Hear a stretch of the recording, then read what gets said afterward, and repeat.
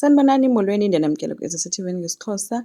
Babonakele ke guys befika uNjengayo noPhetheni kwi-restaurant apho kusebenza khona ke uGcina. Ngelishwa lakhe ke uPhetheni uvela sekuvela uGcina enguye ozobahlalisa phantsi. uPhetheni umbuze uba ufunani napha, uGcina umxelele uba hayi bo ndisebenza apha, uthetha ukuthini.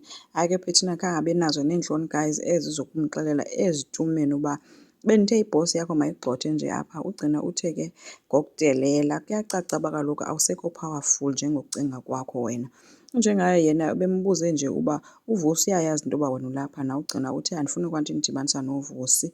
Wabesithi kuNjengayo ndiyayazi uba uyacaphuka awukho rayithi kodwa kufuneka le nto niyithethe and uVusi andiqombanga ayivumeli into yoba kuthiwe wena wenza le uyenza apha into. uVusi angakwazi ukukuhoya. uGcina ke besithi ke andiyo-charity ke mna ke ndiyakwazi into yoba ndizisebenzele ngohlobo enenza ngalo. Wabe sesithi ke uNjengayo eyona nto kaloku wena usatshatile.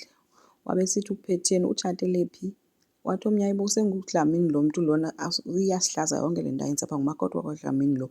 Kufuneka abuyele kwinto yakwaDlamini bahlale phantsi noVusi bathethe into zabe. Sithi nawukhula nini kanti umthetho wenu nini? Nizokhula nini noVusi? Wabe semxelela mamela ke wena ungumakoti wakwaDlamini, siyavana.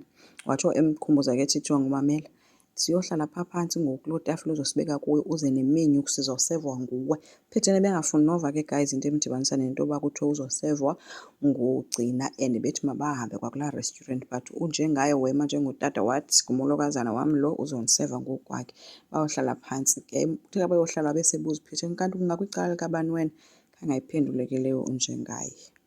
Uthe ke uPhetheni eseofisini ke kwafika usekretary lo bemane evela noVusi ixesha elinintsi esithi ke yeyi uWewe une-podcast and imnandi and ine-views ezininzi nje. Ethi loo nto ni-nice xa nikwazi ukumvumela uba makathethe ngeento zefemeli. Othukeleyo ke uPhetheni ebeseyibuza uba hayibo uthetha ngantoni, amxelele ke igama le-podcast ke usisters. Abeseyivula kuPhetheni xa efikayo uWenzeni uyatwela phaa utsho yonke into yakwaDlamini.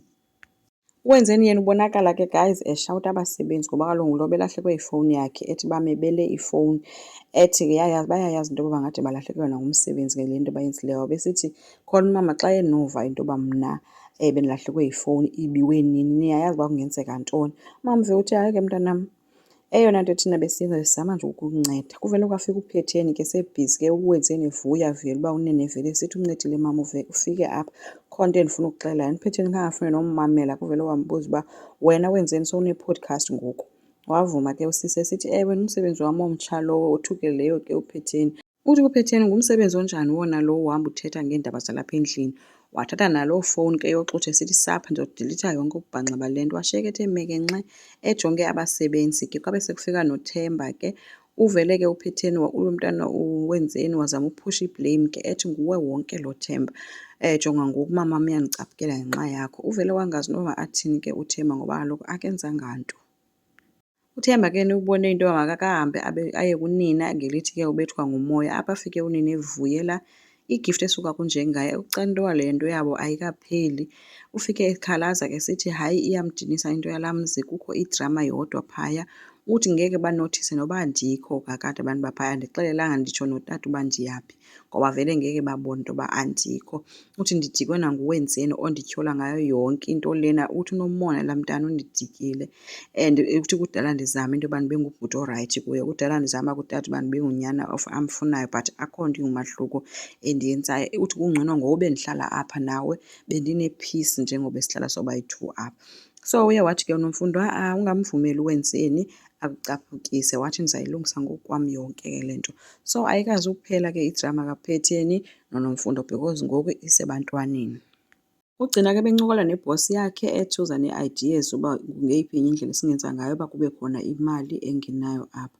Ihappy ke ibhosi ke ngayo yonke ke zinto but baphazanyiswa ukufika kukaVusi.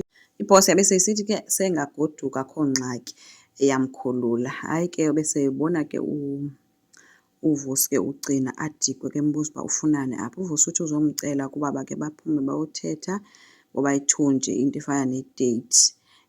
Babonakele ke beserumini ke ngoba uye waenda apha evuma ke uGcina. Apha ke uVusi esithi uyamkhumbula kunkosikazi wakhe yena ufuna balungise izinto phakathi kwabo bayi-two. uGcina uthi ubona uba nditshiphu ngaloo ndlela le nto so undinika a lousy 10,000 rand.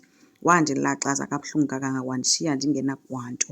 Uvuse uyaxolisa ke ngayo yonke into ayenzileyo, uthi ucela balungise izinto kodwa ugcina uthe sekuleythi kakhulu. Asazi ke guys bizawuphelela phi into kaGcina noVusi. Enkosi, ndicela siqhubeke, subscribe, silike, singakhomenta futhi. Bye.